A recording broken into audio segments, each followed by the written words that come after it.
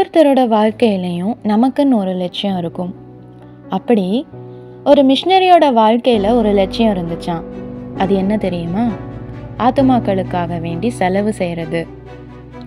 என்ன, ஆத்துமாக்களுக்காக வேண்டி செலவு செஞ்சாரா? யார் அந்த மிஷினரி அப்படின்னு நீங்கள் கேட்கலாம். அவர் யார் தெரியுமா?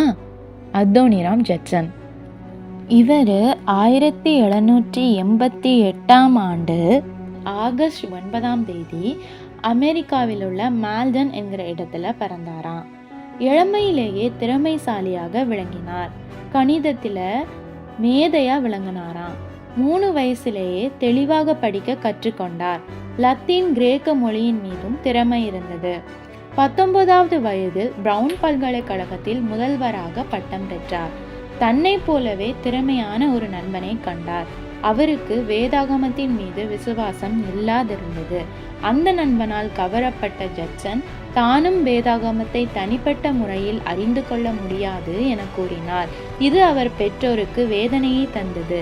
படிப்புக்கு பிறகு தான் ஒரு வழக்கறிஞராகவோ நாடக ஆசிரியராகவோ வர வேண்டும் என எண்ணி நியூயார்க் பட்டணத்தில் உள்ள ஒரு நாடக குழுவில் சேர்ந்தார். 20 வயது இளைஞரான ஜட்சனுக்கு வாழ்க்கையில் எந்த ஒரு நிம்மதியும் இல்லை. ஒரு நாள் இரவு ஒரு விடுதியில் தங்கி நிம்மதியாய் தூங்க நினைத்த அவருக்கு தூக்கம் வராதபடிக்கு பக்கத்து அறையில் இருந்த ஒருவனின் மரண ஓலங்கள் அவர் தூக்கத்தை தடுத்தது. அந்த மனிதன் மரித்து போனார். அடுத்த நாள் யார் என்று ஜட்சன் விசாரித்த பொழுது பிரவுன் பல்கலைக்கழகத்தில் தன்னோடு நெருங்கி பழகிய நண்பன் என தெரிய வந்தது. அத்தோனிராம் கலங்கி போனார். நிம்மதியின்றி தவித்தார். இந்த நிகழ்வு இவரை சிந்திக்க தூண்டியது. 1808 ஜட்சன் தன் வாழ்க்கையை கிறிஸ்துவுக்காக ஒப்பு கொடுத்தார். தன் வாழ்க்கையில் மாற்றம் கண்ட பிறகு தன் ஆசைகளை ஓரம் கட்டிவிட்டு கிறிஸ்துவை பிரியப்படுத்துவதே அவர் வாழ்வின் நோக்கமாய் இருந்தது. அது மட்டுமல்ல, அவர் விருப்பமெல்லாம் தான் ஒரு மிஷினரியாக செல்ல வேண்டும். அமெரிக்காவில் அப்பொழுது மிஷினரி சங்கம் இல்லை. அதற்காக ஊக்கமாக ஜெபித்தார் ஜட்சன். 1810 அமெரிக்க மிஷினரி பணி இயக்கம் ஆரம்பிக்கப்பட்டது. ஆன் ஹேசில்டன் என்ற பெண்மணியை 1812 திருமணம் செய்து கொண்டார். பிறகு மிஷினரி பணியை செய்வதற்காக இந்தியா நோக்கி சென்றார். அக்காலத்தில் அதிகாரத்தில் இருந்த கிழக்கிந்திய கம்பெனியர் இந்தியாவில் மிஷினரி பணியை விரும்பவில்லை. எனவே அவர் பர்மாவுக்கு சென்றார். அந்நாட்களில் பர்மா சர்வாதிகாரியான ஒரு மன்னனால் ஆளப்பட்டு வந்தது. மக்கள் அடிமைகளாகவே வாழ்ந்தனர். அம்மன்னனுக்கு மிஷினரிகளை பிடிக்கவே பிடிக்காது. புத்த மதம் பர்மாவின் தேசிய மதமாக இருந்தது. ஒரு கிறிஸ்தவன் கூட பர்மாவில் இல்லை. கிறிஸ்து தங்கள் உள்ளங்களில் இல்லாதபடியினால் துக்கம் நிறைந்த முகத்தோடும் பாரம் நிறைந்த இருதயத்தோடும் அங்குள்ள மக்கள் இருந்தனர். இதை கண்ட ஜட்சனும் அவர் மனைவியும் வேதனை அடைந்தனர். இருவரும் அதிகமான முயற்சி எடுத்து அந்நாட்டு மொழியினை கற்றனர். 1.5 ஆண்டுக்கு பிறகு ஜட்சனின் மனைவி சென்னைக்கு மருத்துவ உதவிக்கு சென்றார். அங்கு அவருக்கு ஒரு ஆண் குழந்தை பிறந்தது. 8 மாத காலத்திற்கு பிறகு அந்த குழந்தை மரித்து விட்டது. இது அவருக்கு மிகவும் வேதனையை தந்தது. பர்மியருக்கு அவர்கள் மொழியில் வேதாகமம் கிடைத்தால் அவர்கள் ரட்சிப்பை கண்டடைவார்கள் என எண்ணி 14 மணி நேரம் வரை பர்மிய மொழியை கற்று வேதாகமத்தை மொழிபெயர்க்க ஆரம்பித்தார் ஜட்சன். அச்சிடும் தொழில் அறிந்த ஹாக் என்னும் புதிய மிஷினரி அவரோடு இணைந்தார். பகல் நேரங்களில் அவர்களுக்கு இடம் அமைத்து பிரசங்கம் செய்தார். இரவு நேரங்களில் அம்மக்களுக்காக ஊக்கமாக ஜெபித்தார். அநேகர் அவர் பேச்சில் அக்கறை காட்டினர். அதில் ஒரு சில பேர் புத்த மத குருக்களாக இருந்தனர்.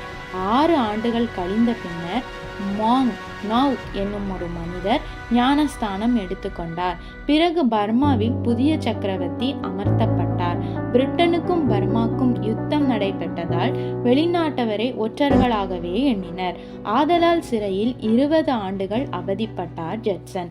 சுத்தமில்லாத அறைகள், கால்கள் விலங்கிடப்பட்டனர். சங்கிலிகள் அவர் சதையை அதிகமாக கிழித்தபடியினால் வலியின் வேதனையால் துன்பப்பட்டார். சிறிது நேரம் மட்டுமே சுத்தமான காற்றை சுவாசிக்க வெளியே விடுவார்கள். ஆகாரமோ தண்ணீரோ அவருக்கு கொடுக்கப்படவில்லை. இருள் நிறைந்த சிறை கூடத்திற்குள் ஜட்சன் அடைக்கப்பட்டார். காய்ச்சலினாலும் இரத்தம் வடிந்த கால்களோடும் ஜட்சன் அங்குள்ள வேறு கிராமத்திற்கு கொண்டு போகப்பட்டார். அவர் மனைவி ஒரு பெண் குழந்தையை பெற்றார். கிராமப்புறத்தில் உள்ள தானிய கூடத்தில் அவர் மனைவி தங்க அனுமதிக்கப்பட்டார். தான் மொழிபெயர்த்த வேதாகமத்தை பர்மா அரசு பிடித்து விடுமோ என பயந்து அதை தன் தலையணை போல தைத்து ஆன் அம்மையார் ஜட்சனிடம் கொடுத்தார். பெரும்பாடுபட்ட ஜட்சன் பர்மானிய அரசுக்கு மொழிபெயர்ப்பாளராக அமர்த்தப்பட்டார். 6 வாரங்கள் அவர் பணியை செய்தவுடன் வீட்டிற்கு அனுப்பப்பட்டார். வீட்டிற்கு சென்ற பொழுது அவருக்கு காத்திருந்த அதிர்ச்சி. தன் மனைவி காய்ச்சலால் பிடிபட்டார். பின்னர் குணமடைந்த பின்னர் ஆவாப்பட்டினத்திற்கு பிரிட்டிஷ் கமிஷனருக்கு உதவி செய்ய போனார். அப்பொழுது ஆன் அம்மையார் இறந்த செய்தி அவருக்கு கிடைத்தது. இறுதி நேரத்தில் தன் மனைவியோடு இருக்காத நிலையை எண்ணி துக்கப்பட்டார். சில மாதத்திற்குள் தன் பெண் குழந்தையும் மரித்து போனது. துக்கத்தால் பாரமடைந்து சரீரத்தில் தோய்ந்து போனார் ஜட்சன். அதன் பின் அவர் மௌமீன் என்ற இடத்தில் ஆண்டவருடைய வார்த்தையை பிரசங்கித்தார். 1834ஆம் ஆண்டு வேதாகமம் பர்மானிய மொழியில் வெளிவந்தது. 100க்கும் அதிகமான மக்கள் ஞானஸ்தானம் பெற்றனர். 33 ஆண்டுகளுக்கு பிறகு அமெரிக்காவுக்கு சென்றார் ஜட்சன். அங்கே அதிகமாக தங்கவில்லை. பர்மாவுக்கு திரும்பி வந்து பர்மாவில் சிலுவை நிரந்தரமாக நாட்டப்படும் வரைக்கும் தான் இந்த இடத்தை விட்டு செல்வதில்லை என தீர்மானித்தார். அதன் பயனாக 30 ஆண்டுகள் கழிந்த பிறகு 63 ஆலயங்களும் 163 மிஷனரிகளும் 7000க்கும் அதிகமானவர்கள் ஆண்டவரை ஏற்றுக்கொண்டனர். தன் உடல்நல சிகிச்சைக்காக ஜட்சன் அவ்வப்போது கடல் பயணம் செய்வதுண்டு. அதில் ஒரு கடல் பயணத்தில் உடல்நலக் குறைவால் ஜட்சன் 1850ஆவது ஆண்டு மரித்து போனார். கடலிலேயே அடக்கம் பண்ணப்பட்டார்.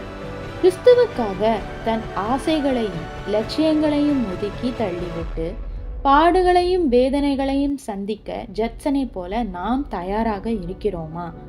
நான் கிறிஸ்துவை ஏற்றுக்கொண்டவள் என்பதோடு இல்லாதபடிக்கு நம் நண்பர்கள் மத்தியிலும் நம் குடும்பங்களின் மத்தியிலும் நம் வார்த்தையினாலும் நம் வாழ்க்கையினாலும் கிறிஸ்துவை அறிவிக்க நாம் தயாராக இருக்கிறோமா? சிந்திப்போம், செயல்படுவோம். ஆமென்.